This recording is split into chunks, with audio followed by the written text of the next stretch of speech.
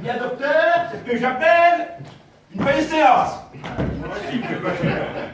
Vos appréhensions facilitent bien le travail. Pourtant, je ne suis pas précisément de nature indouillée. Lieutenant-colonel Cocher. Ah, caporal chef des forges. Si je puis me permettre, mon colonel, avant notre prochain rendez-vous, je vous conseille de prendre un petit calmant. Ah, je crois pas. Je suis contre. Au revoir, docteur. À mardi prochain. Monsieur Cochet, j'ai pour vous un message de Madame Cochet. Qu'est-ce qu'elle me veut encore? Elle a appelé pour que vous passiez chez Dalloyeux, avant que ce ne soit pas fermé, pour prendre une glace plombière. Elle est commandée. Vous pouvez pas la faire livrer? Votre femme assiste également, vous soyez bien à l'heure pour le dîner, il y a un programme très intéressant à la télé. Eh bien, fort bien. J'irai me coucher. Oh, j'ai bien peur que non, monsieur Cochet. Votre femme a bien mentionné également qu'il faudra raccompagner votre belle-mère chez elle au Vésinet. Vous entendez ça, mon vieux? Ah, c'est gai d'être un homme marié. Vous ne connaissez pas votre bonheur, docteur? Connaît-on jamais son bonheur, monsieur Cochet? Oh, excusez-moi, mademoiselle Sévignan. Je vis lui corder le bosset comme votre princesse. Oh, vous inquiétez pas, monsieur Cochet, je suis moi-même une fervente adepte du célibat. Oui, mais dans votre cas, c'est peut-être dommage. Dites-moi, vous n'êtes pas libre ce soir? Allô, monsieur Cochet, un homme marié dîner en famille. Ah non, mais sérieusement, vous m'êtes très sympathique. Vraiment, très sympathique. Là, monsieur Cochet. Mais quel est votre prénom déjà? Stéphane. Stéphane. C'est un joli prénom. Mais il ne tiendrait qu'à vous de vous appeler Victoire.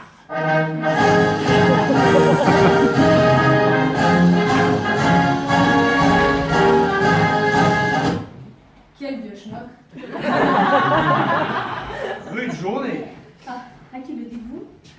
Vous avez été très efficace, Stéphane, comme toujours. Vous n'avez plus besoin de moi, docteur? Non, non, vous pouvez vous sauver. Alors, à demain, docteur. Stéphane, Docteur? je m'excuse pour mon petit mouvement d'impatience de ce matin. Oh, j'ai l'habitude, docteur. J'espère que de votre côté, vos amis se sont aplanis. Oui, tout à fait, tout à fait. Tant mieux. Stéphane, Docteur? vous êtes pressé ce soir? Ah, je croyais que vous n'aviez plus besoin de moi, docteur. Pourquoi? Comme ça, pour rien. J'aurais volontiers m'avoir bien un moment avec vous. Il y a des années que nous travaillons ensemble, mais il me semble que je connais si peu de choses de vous. Ah, c'est parce qu'il y a beaucoup moins de choses à savoir. Mon métier passe avant tout. Certes, vous êtes une formidable collaboratrice, mais sortie d'ici, vous continuez à vivre. Oui, heureusement. Qui êtes-vous, mademoiselle Vigneault? Ah, je vous assure, docteur, mon personnage est sans grand mystère. Mais encore. Eh bien, j'habite dans un appartement 3 pièces à la porte Champeret. Ah, ça je le sais. Je le partage avec maman et une vieille chienne coquine. J'ai une Twingo à qui je dois de grandes satisfactions.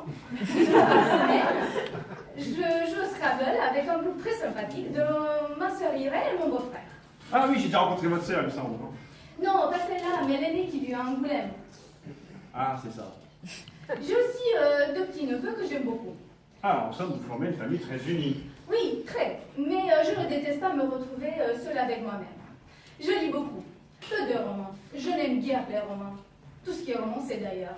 Ces choses qui ne vous arrivent jamais dans la vie. Et puis, quand viennent les vacances, c'est la grande évasion. Je ne me coiffe plus, je ne me maquille plus, je porte de vieux jeans, des espadrilles, pieds nus même. Et je circule. L'Espagne, l'Italie, la Roumanie. Ah, je me souviens, vous m'aviez envoyé une très jolie carte de Grenade. Non, non, de Bucarest. Nous étions en route pour la Grèce car l'été dernier, nous avons poussé jusqu'à la Grèce. J'ai tout fait en Twingo avec maman et Frida. Ah, votre sœur qui habite Angoulême.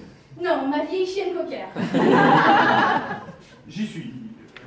Bon, j'espère que vous ne trouverez pas trop désagréable, mais votre vie sentimentale. Ma vie sentimentale. 0, docteur. Ah, c'est peu.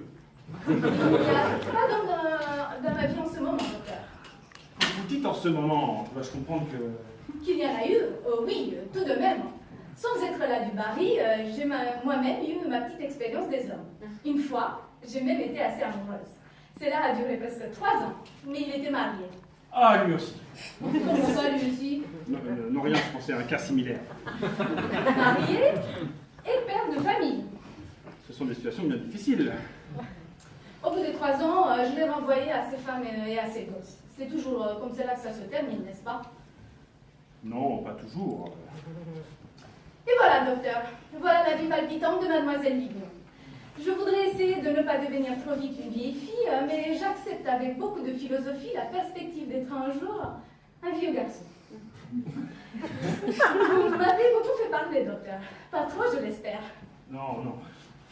Je suis ravi, vraiment ravi de cette petite conversation avec vous. Vous êtes quelqu'un de riche, hein, humainement parlant. Ah, docteur, Avec beaucoup de générosité et de sensibilité. Il me semble que vous pouvez comprendre beaucoup de choses. Ah, vous savez, docteur, que je vous suis toute dévouée. Vraiment. Mettez-moi à l'épreuve, docteur. Vous pouvez me rendre un grand service. Parlez, docteur, je vous écoute. Acceptez-vous d'être ma femme? Moi? Moi, docteur? Pour 15-20 minutes, hein, tout au plus. Ah, je ne suis pas très bien. Il s'agirait de jouer le rôle de ma femme, si vous préférez. Je vais vous expliquer. Oui, s'il vous plaît. Je vais me marier. Et celle que je vais épouser me croit déjà mariée. Comment ça? C'est moi qui l'ai prétendu. Ah, Bon, certes, je trouvais ça un petit peu indélicat de ma part, mais je n'étais pas sûr de ses sentiments, ni des miens, en tenue si entière, si absolue. elle doit être très jeune. Oui, justement. C'est un petit animal farouche. Je suis le seul homme à lui avoir jamais menti. À part ce petit mensonge de rien du tout. Comprenez-moi, Stéphane, j'ai le devoir de la préserver. Qu'attendez-vous de mon juste? Ah, que vous alliez trouver Antonia pour lui dire que vous acceptez le divorce, que vous êtes d'accord sur tout, que vous le souhaitez même. Elle se tourmente à l'idée de m'arracher à vous. Enfin, à ma femme. Jouer une telle comédie n'est pas dans ma nature, car moi aussi j'aborde le mensonge. Et pas plus que moi, pas plus que moi. D'accord, je ne sais plus comment m'en sortir. Il faut absolument que vous me tiriez là. Ah, vous en avez des bonnes. Vous tenez mon bonheur entre vos mains. Franchement, docteur, je ne peux m'empêcher de trouver ça extraordinaire de tenir subitement votre bonheur entre mes mains, quand depuis 10 ans, je n'ai guère tenu que vos instruments de chirurgie et votre livre de rendez-vous. Votre bonheur, vous avez fort bien su le défendre sans moi jusqu'à présent. N'en parlons plus. Il n'y a personne d'autre à qui vous pouvez demander de jouer cette comédie? Tenez, cette ravissante Eurasienne que vous ne quittiez plus l'hiver dernier, celle qui vous a démoli votre BM. Ça serait la moindre des choses qu'elle vous déballe à son tour. Ah non, non, vous n'y pensez pas. Elle n'a pas du tout le physique de l'emploi. Parce que moi je l'ai. Ah, je sais vraiment pas comment je dois le prendre. Mais bien, Stéphane, bien, comment voulez-vous le prendre? Il faut croire que vous êtes digne de porter mon nom. Docteur, cette discussion est très pénible. Il n'y a qu'en vous seul que je peux avoir confiance, Stéphane. Que c'est désagréable, mon Dieu, que c'est désagréable. Regardez-moi.